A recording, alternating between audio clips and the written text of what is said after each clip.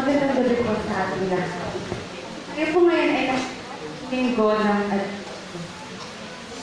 ang ikatlong linggo ng Adbyento ay linggo ng Gaudete o Pagkisaya.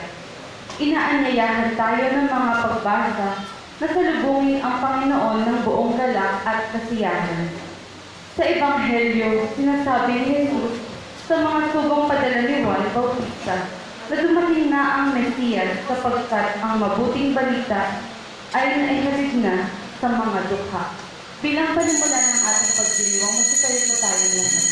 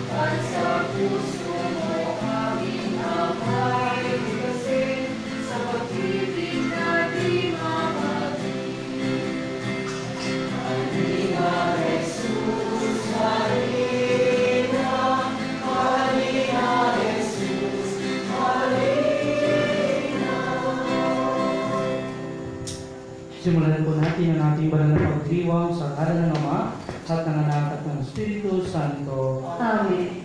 Ngayon po ay ating matutunghayan ang pagsisindi sa ikatlong kandila sa ating korona ng Adbyento.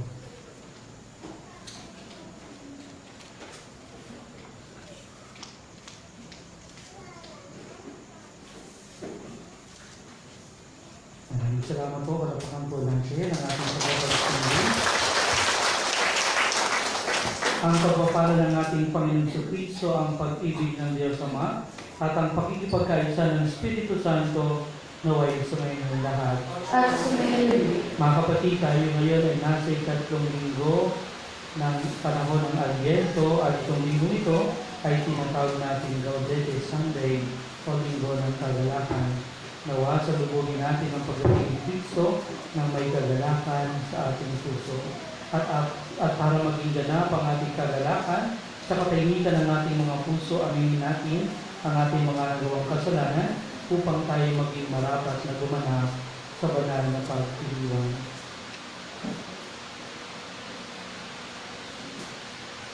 Sinubong tagapagpagaling sa mga nagsisisi, Panginoon, kaawaan mo kami. Panginoon, kaawaan mo kami. Dumating na tagapag-anyaya mga makasalanay magsisi, Kristo, kaawaan mo kami. Kristo, kaawaan mo kami. Nakaluglo ka sa kanan ng Diyos Ama para ipamagitan kami, Panginoon, kaawaan mo kami. Panginoon, kaawaan mo kami. Kaawaan tayo ng makapangyarihang Diyos, patawarin tayo sa ating mga kasalanan, at patnubayan tayo sa buhay na walang hanggan. Amen. Manalangin tayo. Ama naming makapangyarihan, tunghayan mo ang pananabik ng iyong sambayanan sa Pasko ng pagsilang ng Panginoon naming mahal. Pasakitin mo kami sa kagalakang dulot ng kanyang pagtubos at pasiglahin mo kami sa pagpapasalamat sa iyong kaloob sa pamamagitan niya kasama ng Espiritu Santo magpas sa walang hanggan. Amen.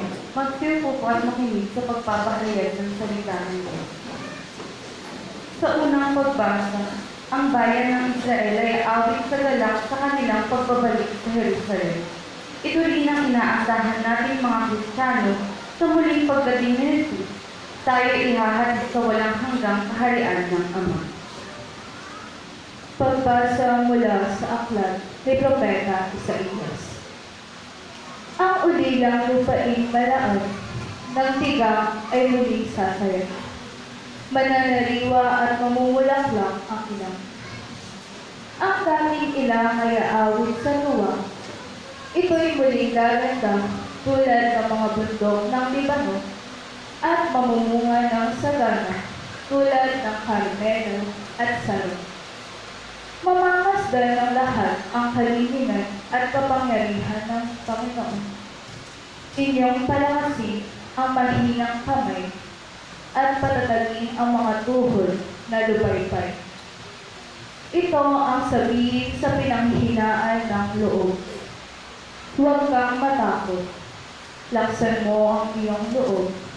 Darating na ang Panginoon Diyos at ililigtas ka sa mga kaawat. Ang mga bulag ay makakakita at makaririnig ang mga biti. Patulad ng usa, ang pilay ay lulundag, aawit sa galak ang mga biti. Ang mga tinubos ng Panginoon ay babalik sa Jerusalem. Masiglang umaawit ng pagpupuri. Paghaharian sila ng kaligayahan. Lungkot at dalamhati ay mapapalitan ng tuwa at galak magpakailanman. Ang salita ng Diyos. Salamat sa Diyos. Salmong tugunan. Halina, Panginoong Diyos, upang kami ay matubos. Halina, Panginoong Diyos, upang kami ay matubos. Ang maaasahang lagi, Panginoon, panig sa naaapi, ang Diyos na hukom, may pagkain handa sa nangagugutom. Halina, Panginoong Diyos, upang kami ay matubos.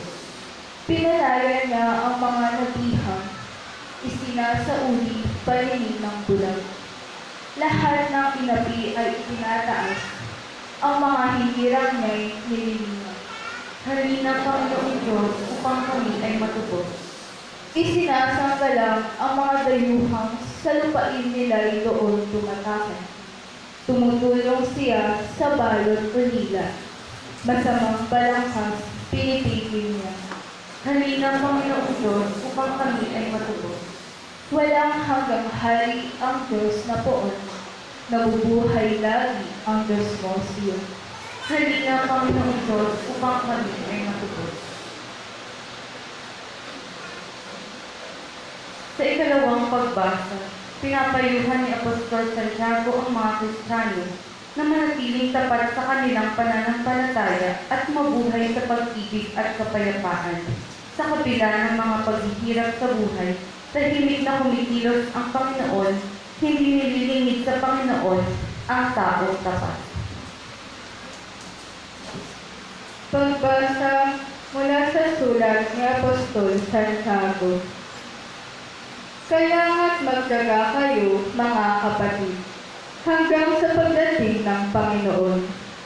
Tignan ninyo ang magsasaka. Buong kaganyang hinihintay ang mahalagang bunga ng kanyang bukirin at ang pagpatak ng una at huling ulan. Dapat din kayo magtiyaga. Tibayan ninyo ang inyong loob, sapagkat nalalapit na ang pagdating ng Panginoon. Huwag kayong maghinanakitan, mga kapatid, upang hindi kayo hatulan ng Diyos, sapagkat malapit na dumating ang hukom. Mga kapatid, tularan ninyo ang mga propetang nagsalita sa ngalan ng Panginoon.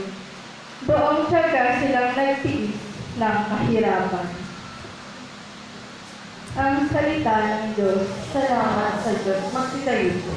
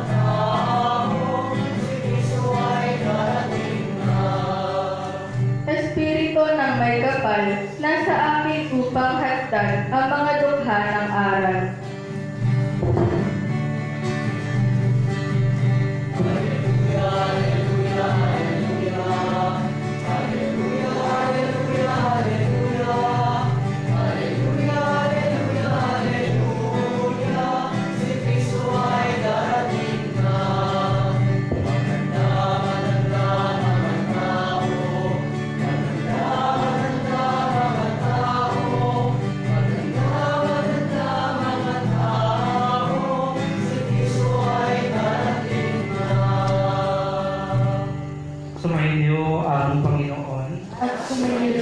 Pagbasa mula sa mabuting balita ng Panginoon ayon kay San Mateo. Papuri sa iyo, Panginoon.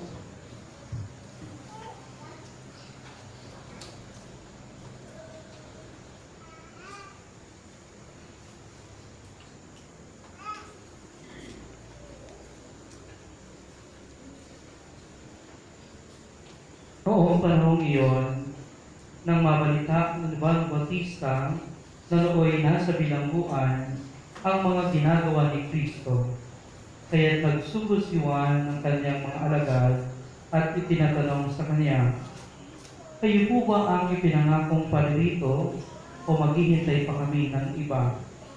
Sumagot si Jesus, "Bumalik kayo kay Juan at sabihin sa kanya ang inyong narinig at nakita.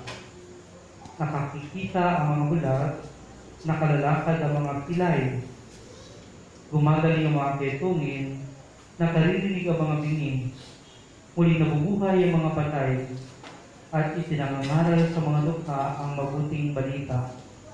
Mapalad ang taong hindi nag-aalinlangan sa akin." Pag-aalis sa mga alagad ni Juan, nagsalita si Jesus sa mga tao tungkol kay Juan, "Bakit kayo lumabas sa ilaw? Ano ang ibig ninyong makita? Isa bang tambo na inuugoy ng hangin? Ano nga ang ibig ninyong makita? Isang taong may maringal na kasuotan? Ang mga nagdaramit ng maringal ay nasa palasyo ng mga hari. Ano nga ba ang ibig ninyong makita? Isang propeta? Oo, at sinasabi ko sa inyo, higit pa sa propeta, sapagkat si Juan ang tinutukoy ng kasulatan. Narito ang sugo na aking ipinadadalang mahupunan sa iyo. Ihahanda niya ang iyong daraanan.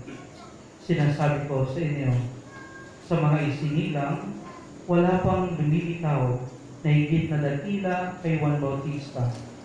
Ngunit ang pinakaaba sa mga taong pinaghaharian ng Diyos ay dakila kaysa kanya." Mga kapatid, ang mabuting balita ng ating Panginoon. Pinupuri ka namin, Panginoong Jesucristo.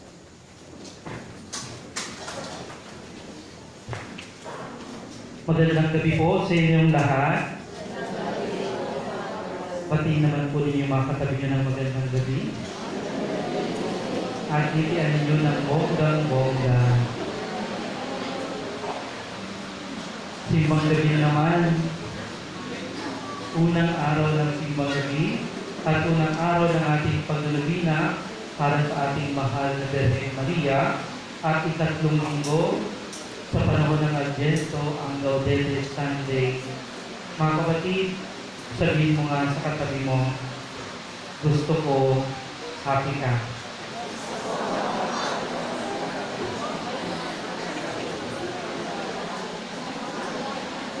Ang sarap sa pakiramdam na ngayong Kapaskuhan, ang iisipin mo naman ay ang kaligayahan ng iyong kapwa.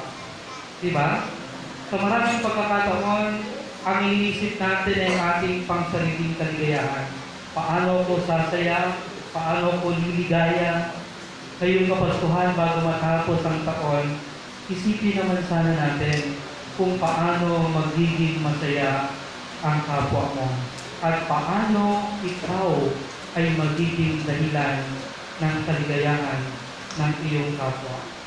Huwag sana isipin lang natin ang ating pangsariling kaligayahan. Dahil aminin po natin, ngayong darating na Kapaskuhan, hindi lahat masaya. Diba? Yung iba nga sa atin ay inggit kapag yung iba natutuwa. Bakit siya masaya? Ako hindi. Sana all masaya. Diba? Ganun yung gusto natin. Mga kapatid, gusto ng Diyos, happy ka. Amen? Kaya huwag natin ipagkait sa iba yung kaligayahan na para sa kanila. Pinasasaya ka ng Diyos upang maging dahilan ka rin ng kaligayahan ng iyong kapwa. Alam po ninyo, tayo mga Pilipino, likas po tayong masiyahin. Naniniwala kayo doon na tayo mga Pilipino ay likas na masiyahin. Di po ba? bagay lang, nagiging masaya ka na. Di ba? At kahit likas na masahin, makikita mo, kahit malungkot at kahit may kapighatian, saya pa rin tayo mga Pilipino. Tingnan na lang po ninyo kapag may lamay. Di ba? Sa huling lamay, anong meron? May pa-video okay. Di ba? Ang daming nagpupunta sa video okay. Bakit? Kasi libre. Walang barya na iuhulog, no? Naisip ko nga minsan, ba't di na lang itigil yung sugal sa lamay? Kung gusto din masaya ang lamay, lagyan ng maraming video okay. At magpamudmod ng maraming tig-5 piso, no? Kikita pa yung patay, no? At tingnan ninyo kahit sa libing. Di ba yung mga namamatay, meron silang habilin? Pwede ba sa libing ko, ang patugtugin ninyo, yung kanta ng Mumulan? Damn! Damn! Dude!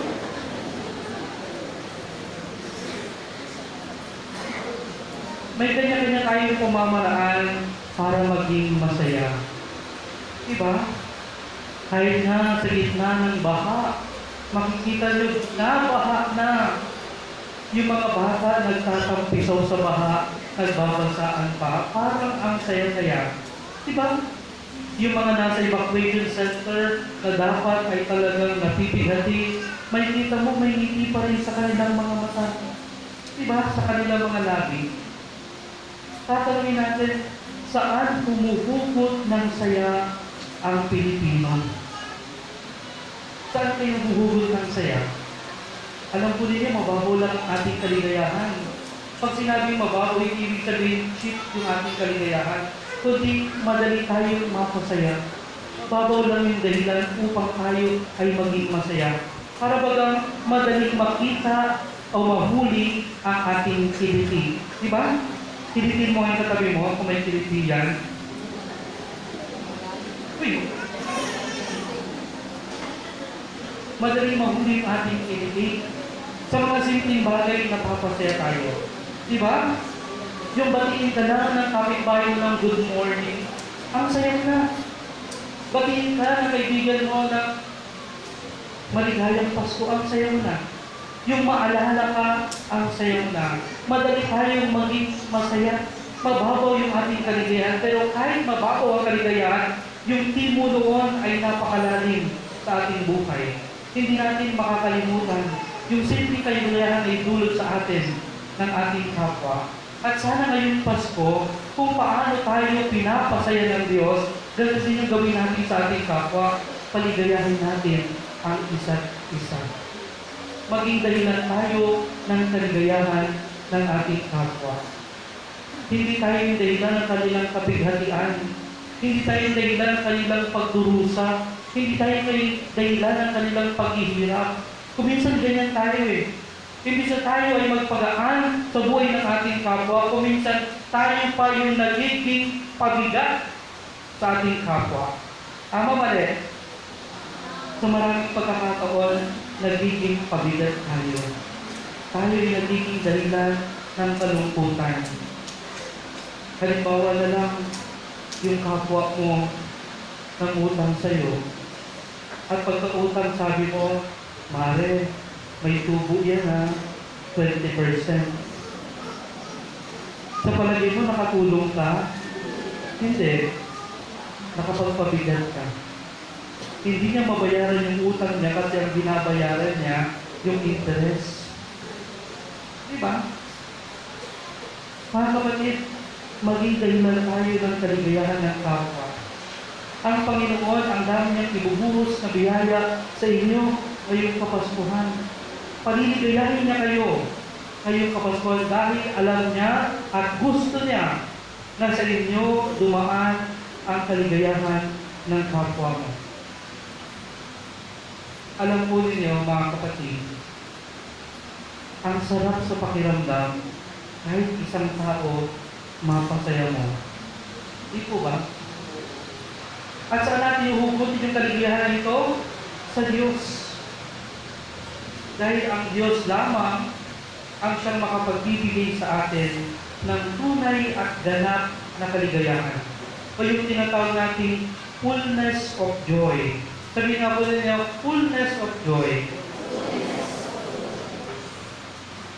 Yung fullness of joy na ito, hindi kaya ibigay ng mundo, hindi kaya ibigay ng material na bagay, o kahit ng sino pa mang tao. Sa Diyos lamang natin ito masusumpungan. At ay pwedeng gamitin ng Diyos upang maramdaman natin yung ganap na kagalakan sa ating buhay. Mga kapatid, kung ilalagay lang natin ang ating kaligayahan sa mga material na bagay na meron tayo, kapag nawala yan, anong mangyayari sa iyo? Labis kang malulungkot. Kung ilalagay natin ang ating kaligayahan sa simpleng tao, kapag nawala yung tao, malulungkot ka. Pero kung ang kaligayahan mo ay nakaugat sa Diyos, makikita mo ang kapwa mo na pwedeng daluyan ng kaligayahan ng Diyos. Mga kapatid, simple lang ang mensahe sa atin ng ating lingkong ito, kagalakan. Kung paano ang Diyos kagalakan ng ating buhay, sana tayo din ganon sa isa't isa. Tingnan natin sa ating ebanghelyo ngayon. Si Juan Bautista, siya ay may agam-agam. Siya ay naguguluhan patungkol kay Kristo bilang Mesiyas. Sa marami kanyang nabalitaan na ginagawa ni Jesus at sa kanyang kamalayan na kung ano ang Mesiyas, para kasi kay Juan Bautista at sa napakaraming mangudyo, ang Mesiyas para sa kanila ay yung katulad ng isang magiting na mandirigma.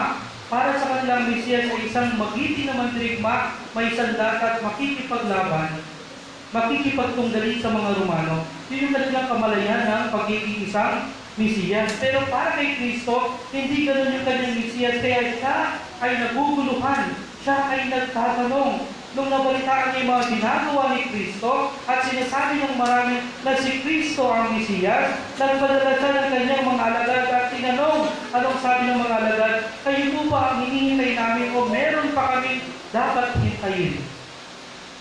No?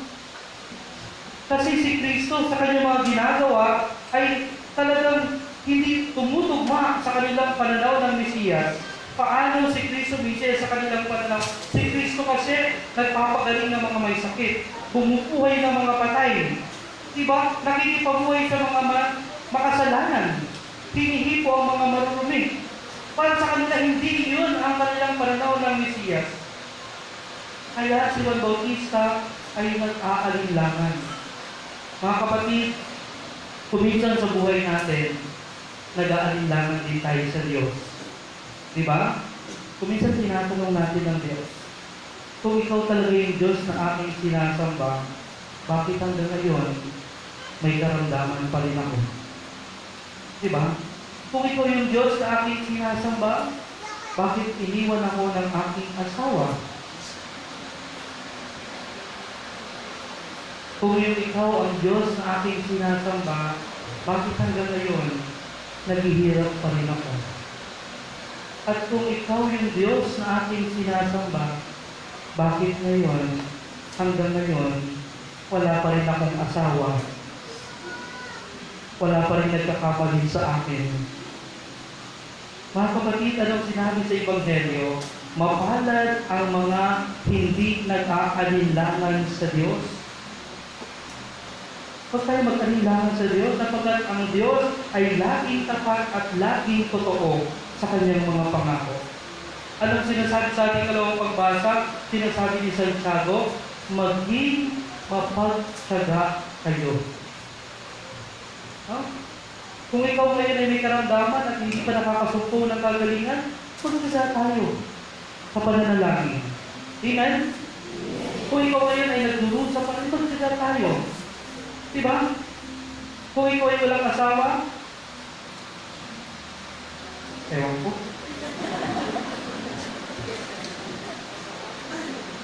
Magtyaga pa rin.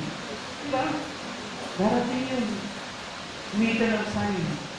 Lord, pag may nagbigay sa akin ng kulay dilaw na rosas, dilaw na rosas pa talaga na. Lumapit sa'yo, mayroong dilaw na ngipin.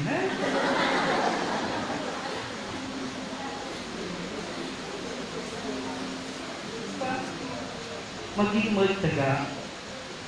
Anong ating kasabihan patungkol sa pagtyaga? Kapag may tiyaga, may nilaga. Di ba? Kapag may tiyaga, may nilaga. Pero pag yung sa Diyos, ayaw ng Diyos ng nilaga lang. Kapag tayo nagtiyaga para sa Diyos, hindi lang nilaga, bulalo pa. Di ba? Kasi ang Diyos kapag nagbigay, bongga. Kapag ang Diyos ay nagbigay, hindi mo inakala. Kailangan lang ikaw ay maging mapagtiyaga. Katulad ng sinasabi ni Santiago, ibibigay at ibibigay din niya, huwag ka lang mag-alinlangan sa Kanya. At kapag ang lahat ng ating inaasam sa buhay ay bunga ng ating pagtatiyaga, yung kagalaang ating mararamdaman ay napakaganap. Diba? Sa pagtatiyaga mo at pagkaroon ng katupak ng iyong inaasam, di ba kakaiba yung saya? Diba? Kakaiba yung saya at napakatagal pang matagalan yung sayang ating nararamdaman. Kaya tayo ay maging matyaga. Lalo tigit sa pagdating ng ating Panginoong Kristo. Magtyaga tayo, maghintay ng may kagalakan sa pagdating ni Kristo. Sapagkat tunay na tunay, siya ay darating. Sa paanong pamamaraan, sinagot ni Jesus yung mga alagad ni Juan Bautista nung tinanong, kayo po ba kami hinihintay o maghihintay pa kami ng ibang darating? Anong sabi ni Kristo? Bumalik na yung kay Juan at sabihin niyo sa kanya, nakakakita ang mga bulag, nakakarinig ang mga bingi, nakapagsasalita ang mga pipi, nakakalakad ang mga pilay. Diba? Nabubuhay ang mga patay. Hindi niya sinagot ang tahasan na sinabi niya, oo, ako ang Mesiyas. Ang sagot niya ay yung kanyang pagtotoo patungkol sa sinabi ng Propeta Isaías sa ating unang pagbasa na nakakakita ang mga bulag, nakakarinig ang mga pipi. Nakakarinig ang mga bingi. Di ba? Isang pagpapatunay na si Kristo ang natuparan ng ipinangako ng Diyos simula sa lumang tipan. Kaya siya ay darating sa ating buhay upang magbigay kaluwagan sa atin. Sasabihin natin, paano ko mararanasan yung kaligayahang dulot ng pagdating ni Kristo? Paano ko mararanasan yung kaluwagan at yung kagalingang dulot ni Kristo? Hindi naman ako bulag. Hindi naman ako pipi. Hindi naman ako bingi. Hindi naman ako pilay. At lalo hindi ako patay. Paano ko mararanasan yun? Mga kapatid, hindi na tayo physically bulag, bingi, pingi, at sa lahat na yun, ano? Pero mga kapatid, sa buhay natin, nagiging bulag din tayo. Bagamat nakakakita kayo ngayon, nakikita nyo ang aking kagapuhan, mayroon pa rin tayong kabulagan na naranasan. Diba? Bulag tayo sa magandang ginagawa ng ating kapwa. Sa maraming pagkakataon, hindi natin makita yung kagandahan ng ating kapwa. Bagkos, ang madalas na nakikita natin yung puro pangit at yung puro mali sa iba. Diba? At ang hinahanap natin yung kanilang kamalian. Hindi natin makita kagandahang loob ng Diyos sa kapwa natin. Bulag. Kuminsan tayo din ay bingi. Isinara natin ang ating taenga kasama ang ating puso sa mga tinig na pangangailangan ng ating kapwa. O kuminsan hindi na tayo, wala na tayong panahon upang makinig sa kwento ng bawat membro ng pamilya. Sa pamilya ninyo, nagkukwentuhan pa ba kayo? Nag-uusap pa ba kayo? Diba? O sinaroon nila ang inyong taenga. No? Ang hawak nila lang palagi cellphone. Nakaharap sa TV. Nagiging bingi. Diba? O kaya na, nakakalagitan sa kuya na kayo, no? O kaya naman, tayo ay nagiging ipi sa paanong pamamaraan. Ang lumalabas sa bibig natin ay hindi puro magagandang balita, hindi puro magagandang pananalita. Lagi tayong nagmumura, diba? Hindi ka mabuhay na hindi lumabas ang chismis sa iyong mga bibig. Di po ba? Palaging kasiraan, no? Sinisiraan natin ang ating kapwa, ang ating kasamahan sa trabaho, ginagawa natin ang kwento. Di po ba? Tayo hindi nagiging mga pipi. O kaya naman pilay. Pilay saan? Hindi natin madalaw-dalaw yung mga mahal natin sa buhay na may sakit. Halimbawa, yung inyong mga magulang na matanda na, hindi naman lang mapuntahan at madalaw. Hindi po ba? Hindi natin maihatid yung magandang balita sa ating kapwa. Hindi natin maihatid yung tulong na para sa iba. Tayo ay nagiging mga pilay. O kaya naman, patay. Paano ako magiging patay? Buhay na buhay ako, Father. Sa maraming pagkakataon. Ano sa loob ng isang taon, aminin man natin yung sa hindi, nakakaranas tayo ng kamatayan. Saan? Patay ang ating pananampalataya sa Diyos. Kailan lang nabubuhay ang inyong pananampalataya? Kapag simbang gabi. O, tingnan dami-dami natin, o, di ba? Kasi simbi. Kaya nabuhay ang inyong pananampalataya. Gusto niyo sabihin ko sa inyo kung sino linggo-linggo nagsisimba dito? Para malaman natin kung sino mga patay ang kanilang pananampalataya at nagsisimba lang kapag simbang gabi. At yung iba nga sa atin, simbang tabi pa. Tabi-tabi po. Pagkatapos ng simbang gabi, saan kayo magpupunta? Mawawala na kayo ulit. Hindi na kayo ulit magsisimba. Kasi meron tayong hinihiling. Diba? Patay ang ating pananampalataya. Kailan ulit tayo magsisimba? Kapag mayroong kasal. Kapag umattend ka ng binyag.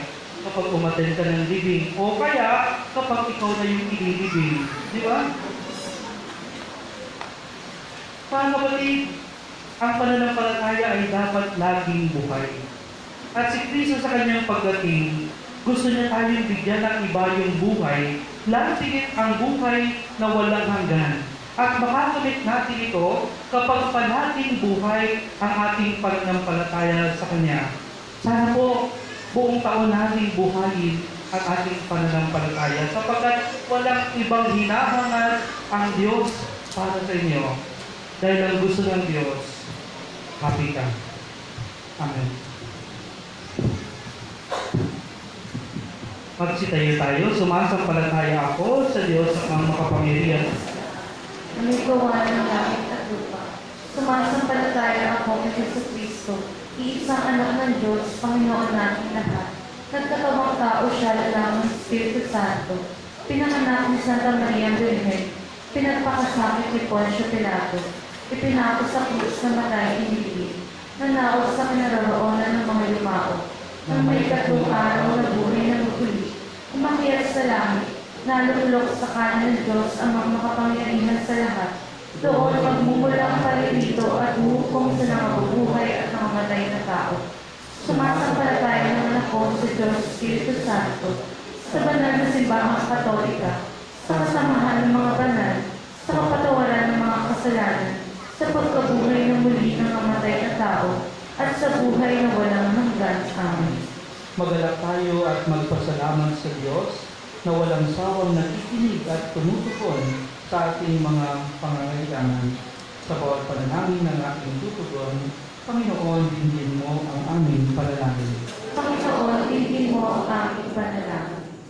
Maging buhay na patotoo nawa ng kagalakan, kapayapaan at pag-asa ang ating Santo Papa, mga obispo, pari at relihiyoso. Manalangin tayo. Panginoon,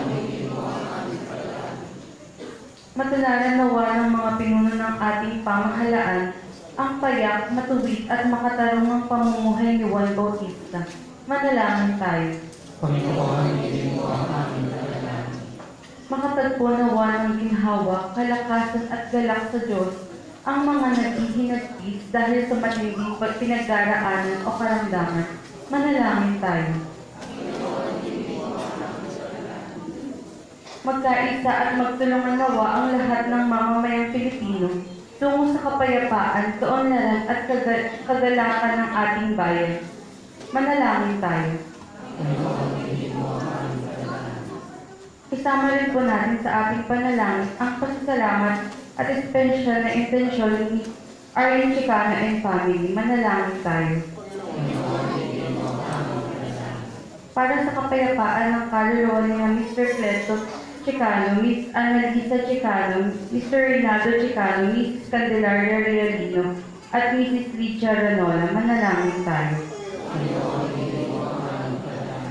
Sa ilang sandali ng katahimikan, ating ipanalangin ang ibang pang mga pangangailangan ng ating pamayanan, pati na rin ang ating mga pansariling kahilingan. Manalangin tayo. Panginoon, hindi mo ang aming panalangin. Ama naming Diyos, dinggin mo ang aming panalangin sa paghihintay namin sa iyong anak. Alisin mo ang aming mga pangamba at palitan mo ito ng kagalakan. Hiniling namin ito sa pamagitan ni Kristo ang aming Panginoon. Amen. Ating ngayong ialay ang ating mga handog sa dambana ng Panginoon.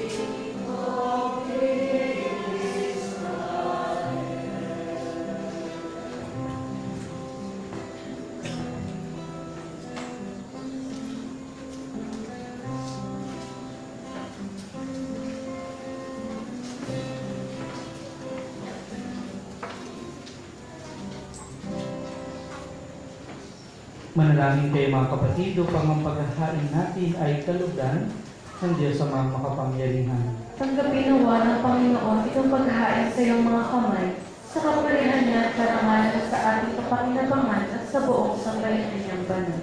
Ama naming lumikha, maiahay nawang lubos ang matapat naming pagdilingkod sa pagganap sa itinatag ng iyong anak at sa pakikinabang sa iyong pagtubos sa aming lahat. Sa pamamagitan niya, kasama ng Espiritu Santo, magpas sa walang hanggan. Amen. Sumayin niyo ang Panginoon, At sumayin, itaas sa Diyos ang inyong puso at diwa. inaasa namin sa Panginoon. Pasalamatan natin ang Panginoong ating Diyos. Marapat na siya'y pasalamatan. Ama naming makapangyarihan, tunay ng marapat na ikaw ay aming pasalamatan sa pamagitan ng Jesucristo na aming Panginoon. Siya'y isinugo mo upang matupad ang iyong magandang balak para sa lahat. Hindi niya kanyang mamuhay ng mahirap upang mapakisamahan niya kaming matapat. Siya'y naging hindi na ipa sa amin upang maitampok na kami sa iyong piling. Sa kanyang lantarang muling pagdating, ang pakikisama niya'y puspusang magniningning at ang pangako niyang kapanapanabik ay inaasahan namin lubos na makakamit. Kaya kaysa ng mga anghel na nagsisiawit ng papuri sa iyo nang walang humpay sa kalangitan, kami nagbubuni sa iyong kadakilaan.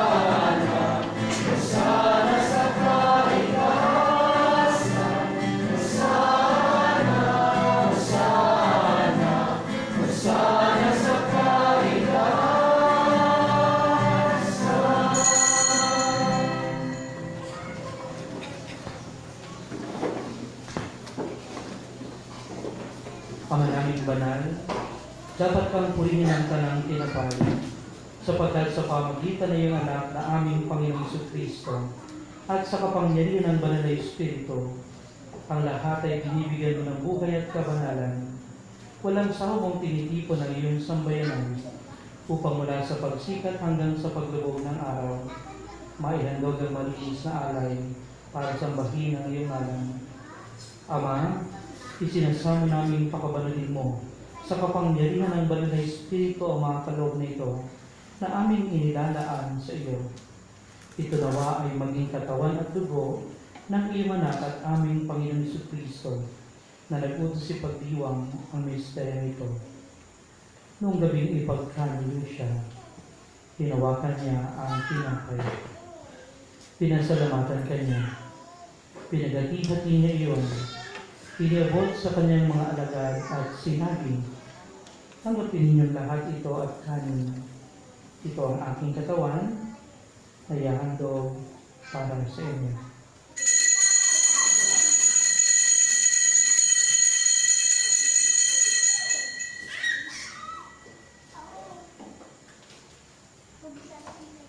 Gayun din naman nang matapos ang hapunan, hinawakan niya ang kalis. Muli kanyang pinasalamatan. Inabot niya ang kalis sa kanyang mga alagad at sinabi, "Tanggapin ninyong lahat ito at inamin. Ito ang kalis ng aking dugo, ng bago at walang hanggang tipan. Ang aking dugo na ibubuhos para sa inyo at para sa lahat, sa ikapagpapatawad ng mga kasalanan. Gawin niyo ito sa pag-alala sa akin."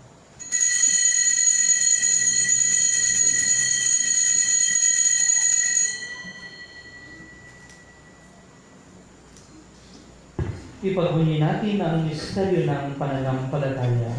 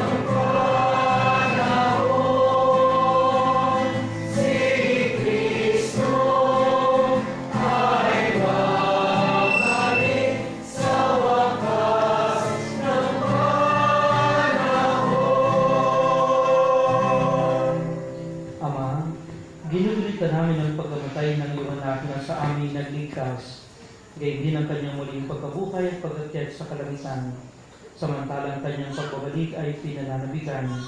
Kaya bilang pasasalamat ngayon aming iniaalay sa iyo ang buhay at banal na pagkain ito. Tunghayan mo ang handog na ito ng iyong simbahan. Masdan mo ang iyong anak na nag-alay ng kanyang buhay upang kami ay pakipagkasundo sa iyo. Loobin mong kaming magsasalo-salo sa kanyang katawan at dugo, ay mapuspos ng Espiritu Santo at maging isang katawan at isang diwa kay Kristo. Kami nawa ay gawin niyang handog na habang panahong nakatalaga sa iyo. Tulungan nawa niya kaming magkamit ng iyong pamana, kaisa ng Ina ng Diyos, ang mahal na Birhen Maria, si San Jose na kanyang kabiyak na puso, kaisa ng mga apostol, si Santiago, mga martir, at kaisa ng lahat ng mga banal na aming inaasahan laging nakikiusap para sa aming kapakanan. Ama, ang handog na ito ng aming pakikipagkasundo sa iyo ay magbunga nawa ng kapayapaan at kaligtasan para sa buong daigdig. Patatagin mo sa pananampalataya at pag-ibig ang iyong simbahang naglalakbay sa lupa, kasama ng iyong lingkod na si Papa Francisco, ang aming Obispo Bartolome, ng Tanamang Obispo at buong kaparian at ng iyong piniling sambayanan. Dinggin mo ang mga kaibigan ng iyong angkan na ngayon tinipon mo sa iyong harapan. Amang maawain, kupkupin mo at pag-isahin ang lahat ng iyong mga anak sa bawat panig at sulok ng daigdig. Kaawaan mo at patuloyin sa iyong kaharian ang mga kapatid naming yumaong at ang lahat ng lumisan sa mundong ito na nagtataglay ng pag-ibig sa iyo. Kami umaasang makarating sa iyong piling at sama-sama magtatamasa ng iyong kaningang walang mali, sapagkat aming masisilay ng iyong kagandahan sa pamagitan ng aming Panginoon Kristo na siyang pinagdaraanan ng bawat tulog mo sa aming kabutihan. Sa pamagitan ni Kristo, kasama niya at sa Kanya, ang lahat ng parangal at papuri ay sa iyo, Diyos sa mga makapangyarihan, kasama ng Espiritu Santo, magpa sa walang hanggan.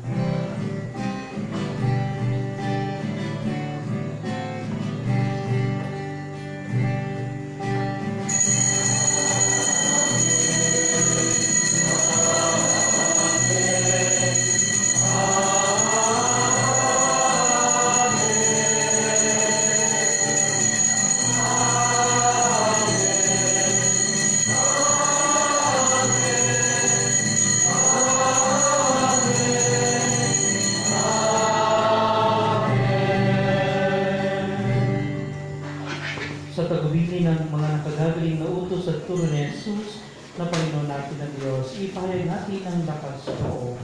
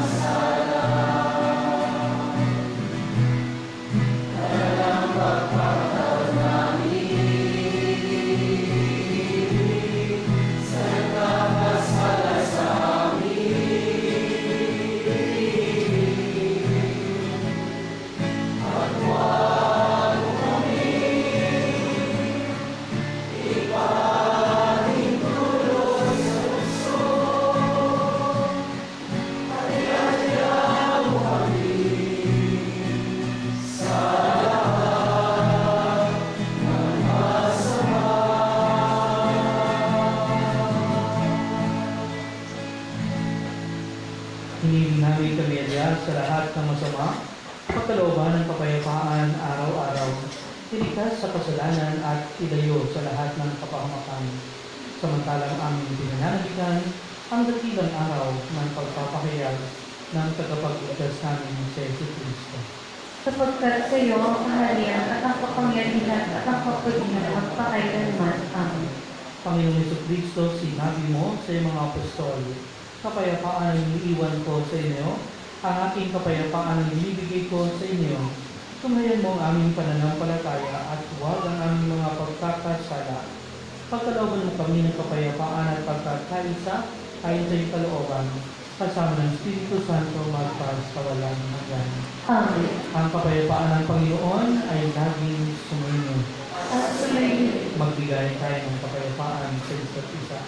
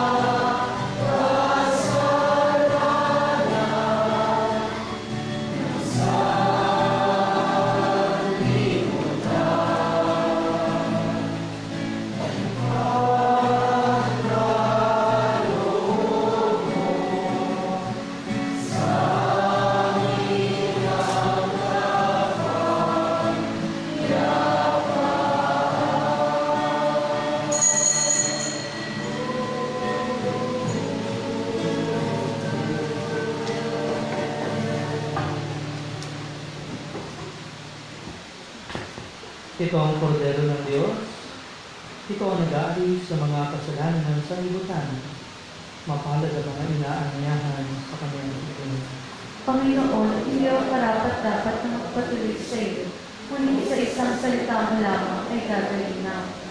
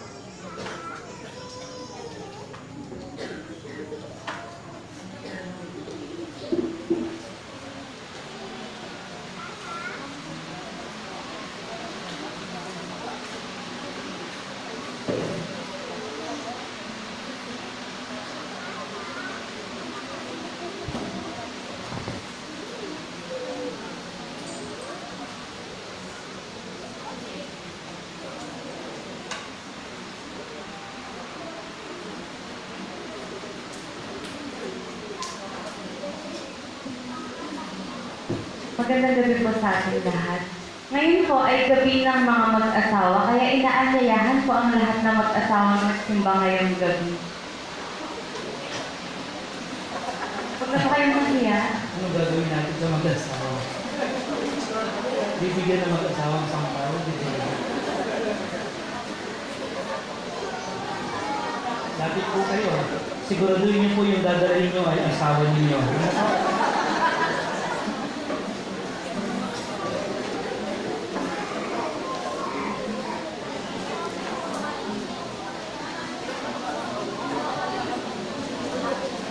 Siguraduhin niyo po ang asawa niyo ang dadalhin niyo.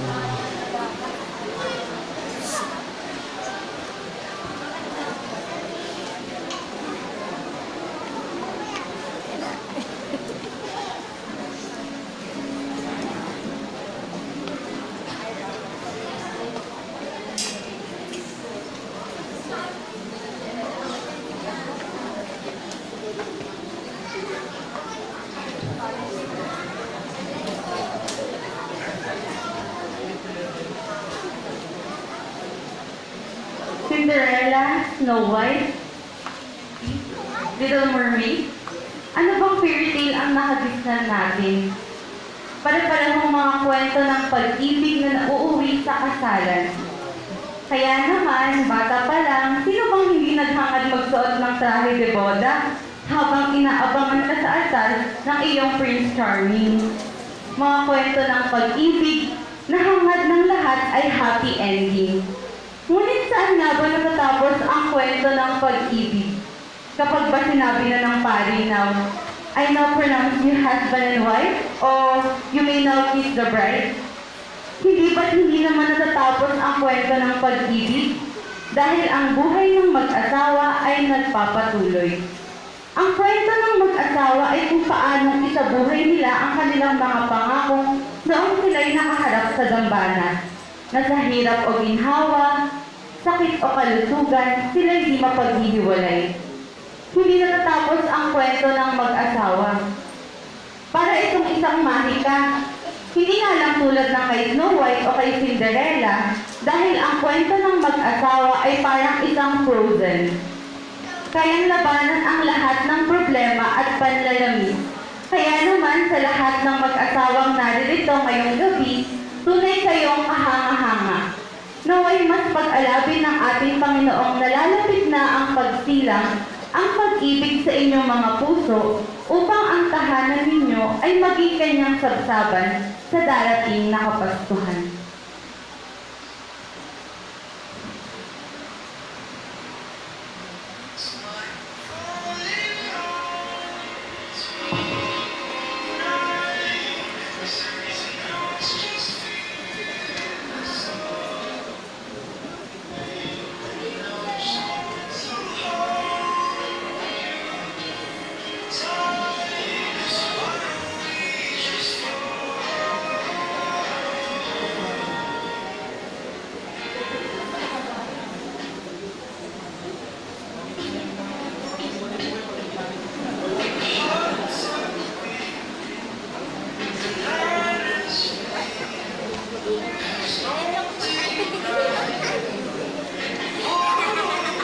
Palakpakan po natin ang mga mag-asawang nagsimba ngayon. Maraming salamat po. At maraming salamat din po sa mga nakiisa sa pagkikita ng kulay dilaw. Bukas po ang inaanyayahan ang mga magsisimba na magsuot ng kulay violet or lila. Sa mga hindi po nakadilaw ngayon, ngumiti na lang kayo. Okay na yung ngiti mo.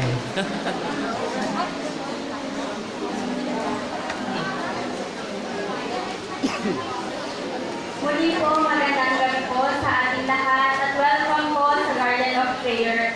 Maraming salamat po na pinili niyo ang Garden of Prayer bilang unang simba niyo po sa mga darating pang simbang gabi. At nais po namin kunin ang oportunidad na to para anyayahan po kayong lahat na suportahan po ang proyekto ng Garden of Prayer ngayong darating na Kapaskuhan. Ito po ay yung taunan nating proyekto na ang Pasko ay sumapit, wish mo sa parol ay sabi.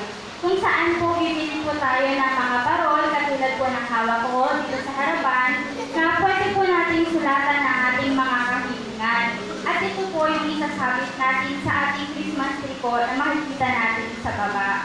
Ang magiging malilikom po natin pera o pondo po mula sa ating proyektong ito ay gagamitin po natin para sa ating gift giving ngayong taon, kung saan po magbubuo tayo ng Christmas package po na ibibigay po natin sa mga kapatid nating kapuspalad.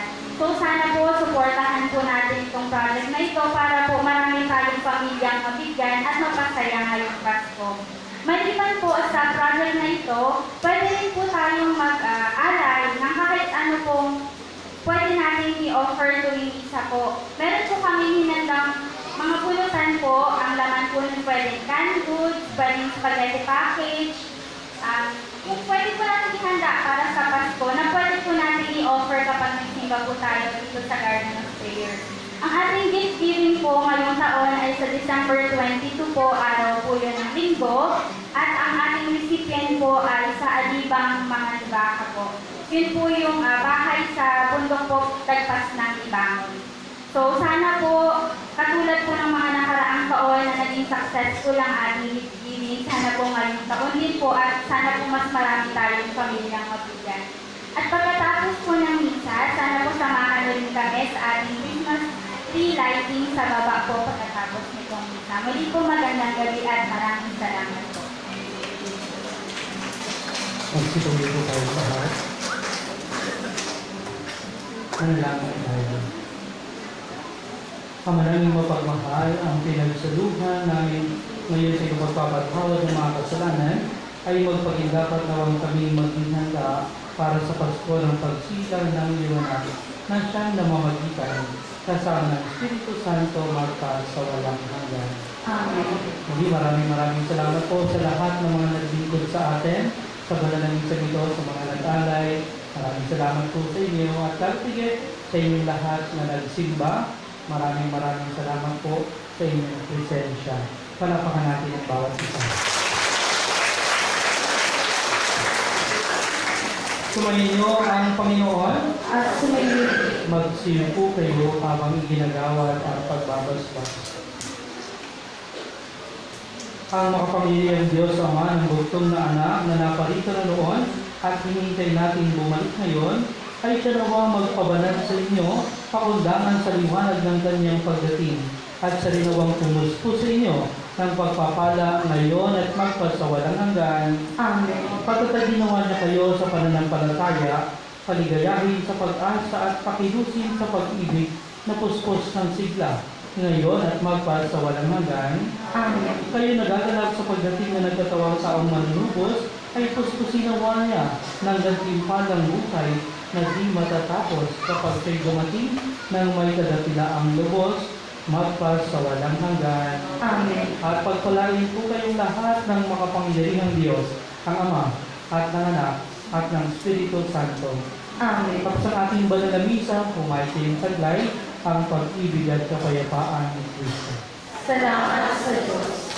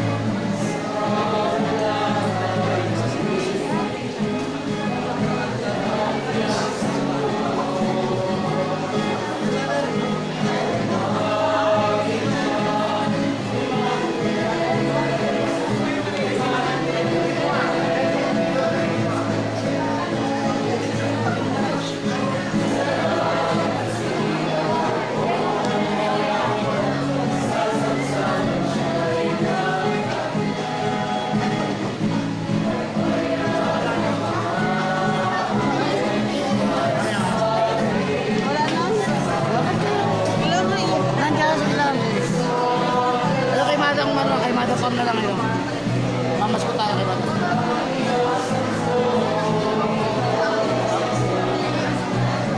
Sa kaagap, di ba kayo? Ang maampog nito.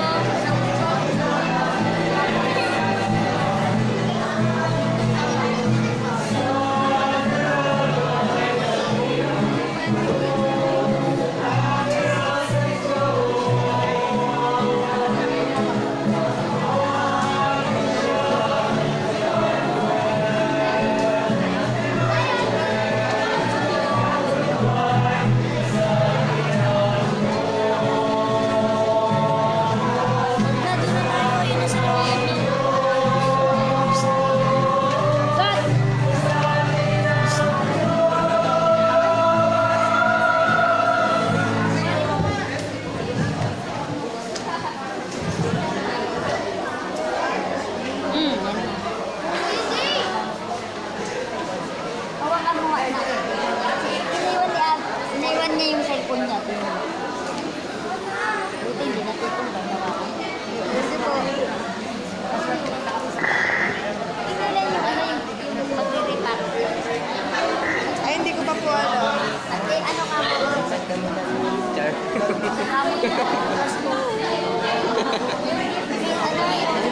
Diyan. Ito po yung nagsabi, no? Hello po.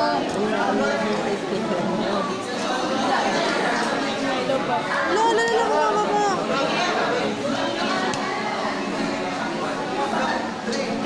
Kuya Alvin, bumaba pa. Naka-live pa rin. Bumaba pa. Hindi. Ano yan sa ano? Computer?